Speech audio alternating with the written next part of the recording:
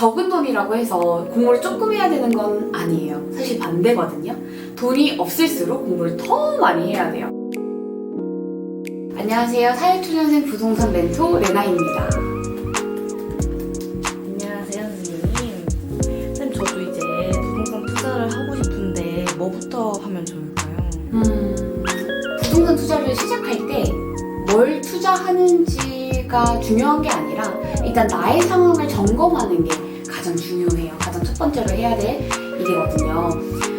지금 내가 얼마가 있는지를 확인을 한번 해보셔야 됩니다. 내가 통장에 돈이 이것저것 많이 흩어져 있으면 한 통장으로 싹 다 모으고, 그리고 내가 대출이 있다라고 하면 그 대출이 어떤 대출인지 확인하고 그게 DSR에 잡히는 대출이라면 빨리 상환하는 게 좋습니다. DSR이 뭔가요? DSR이라고 하는 거는 은행에서 대출을 해줄 때 이 사람이 총 부채, 이 사람이 갖고 있는 모든 부채의 원리금을 이 사람 연봉에서 낼 수 있냐 없냐를 판단하는 기준이 되는 건데요. 예를 들어서 학자금 대출, 그 다음에 차 할부, 아니면 비상금 대출, 신용카드 리볼빙, 이런 것들도 다 DSR에 다 적용이 됩니다.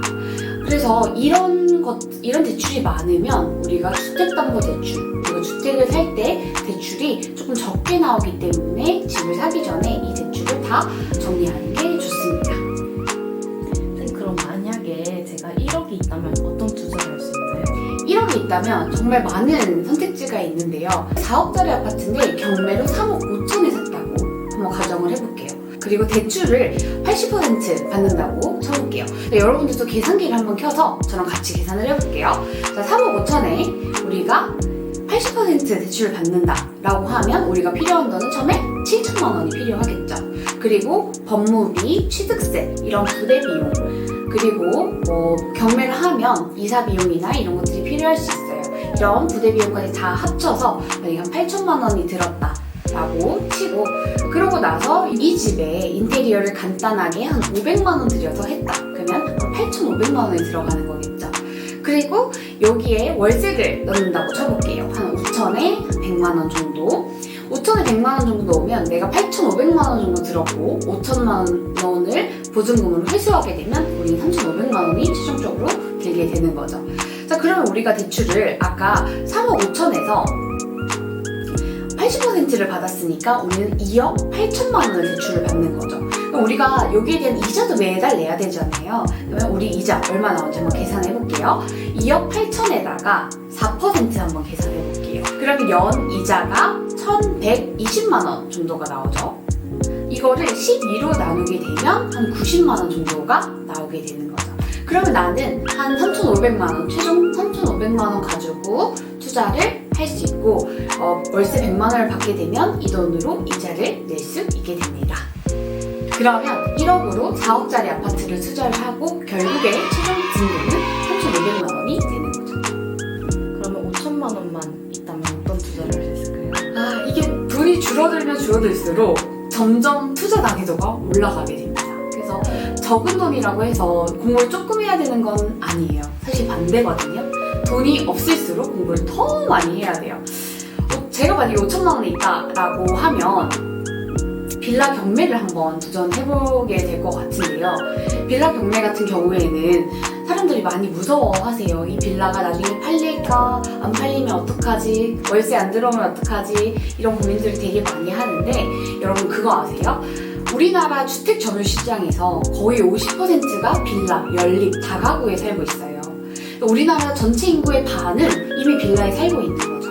하지만 요즘 우리 작년, 재작년에 엄청 핫한 키워드 뭐였어요? 전세 사기. 이게 굉장히 핫한 키워드였잖아요. 전세 사기 때문에 사람들이 빌라에 대한 두려움이 좀 많이 있는 것 같아요. 그리고 이것 때문에 신축 빌라를 분양을 해도 팔리지 않고 결국엔 경매로 넘어온 사례가 굉장히 많거든요. 하지만 우리나라 사람들의 반 이상이 빌라에 살고 있기 때문에 이 빌라 시장이 지금 사람들이 이렇게 관심을 안 가지고 그러면서 빌라를 안 짓고 이렇게 하다 보면 나중에는 이 공급이 적어지기 때문에 가격이 오를 수 있는 확률이 있습니다. 그래서 저는 5천만 원 있다면 신축 빌라인데 조금 싼 신축 빌라를 한번 시도해볼 것 같아요. 경매로. 예시를 한번 알려드릴게요. 얼마 전에 경매로 나온 물건인데 감정가가 1억 5천만 원 정도고 낙찰가가 1억 1천만 원 정도로 됐어요. 감정가 비해 4천만 원이나 싸게 받아가셨죠. 그리고 이거를 취득세 법무비를 다 계산을 하고 대출도 보수적으로 80%가 아니라 60% 정도로 대출을 받는다라고 쳐도 처음에 들어가는 최종 돈이 한 5천만 원밖에 안 되거든요. 그러고 나서 월세를 넣는다라고 하면 월세를 1,000에 50 이렇게 세팅을 하게 되면 최종적으로 내가 들어간 돈 4천만 원 그리고 한 달에 이자를 내고도 28만 원이라는 돈이 나오게 됩니다. 여러분 4천만 원 투자하고 한 달에 28만 원이 나와요. 그럼 적금보다 훨씬 낫거든요. 연수익률이 한 8%가량 되니까 이렇게 투자를 해볼 수도 있고 아니면 난 이걸 계속 들고 있지 않고 바로 매도를 할 거다 라고 하면 낙찰을 1억 1천만 원에 받고 그 다음에 부대 비용과 인테리어 이런 것들을 다 합쳐서 최종 들어간 돈이 한 1억 2천만 원 정도고 대출을 60%를 받는다 라고 하면 똑같이 한 5천만 원 들어가겠죠? 여기 이 5천만 원을 투자했다가 실거주자들한테 매도하는 방법도 있어요. 이렇게 실거주자들한테 한 1억 5천 정도의 매도를 한다, 1억 4천 정도의 매도를 한다 라고 했을 때는 내가 훨씬 더 빠르게 돈을 벌 수 있겠죠. 사실 저는 3, 4천만 원 정도밖에 못 모았는데 3, 4천만 원? 네. 그럼 난이도가 더 올라가게 됩니다. 네, 공부를 훨씬 더 많이 하셔야 돼요. 사실 저도 그랬던 적이 있어요. 저도 처음에 투자할 때 한 2천만 원 정도밖에 없었거든요. 그때 제가 했던 투자가 뭐였냐면 2천만 원을 할 수 있는 걸 찾다 보니까 갭 투자를 하게 되었어요. 갭 투자를 근데 그냥 하지는 않았거든요. 그 이유는 아마 제 지난번 영상을 보신 분들은 아시겠지만 저는 무피 투자를 해서 손실을 크게 봤던 실수를 해봤던 사람이기 때문에 이게 확실히 오를 지역인지 아닌지를 확실히 공부를 하고 투자를 했던 것 같아요. 그게 뭐였냐면 재개발 투자였거든요. 재개발 예정지를 매수를 합니다. 그냥 아무 예정지가 아니라 여기는 될 수밖에 없는 요소들을 갖추고 있는 재개발 예정지를 매수를 하고 난 다음에 2년 있다가 매도를 하게 되었어요. 그래서 2천만 원 가지고 수익률 100% 2천만 원이 됐거든요. 그래서 제 2천만 원이 4천만 원이 된 그런 사례가 있습니다. 근데 이거는 아무 재개발 예정지를 산다고 해서 무조건 되는 건 아니에요. 오를 수밖에 없는 요소들을 공부를 해야 되는데 그거는 공부를 차근차근 많이 해보셔야 합니다. 이번 영상을 통해서 여러분들도 내 지금 자산 현황이 어떻게 되는지를 알아보면 좋을 것 같고 그러고 난 다음에 내가 가진 종잣돈으로 어떤 투자를 할 수 있는지를 계획을 짜보셨으면 좋겠습니다.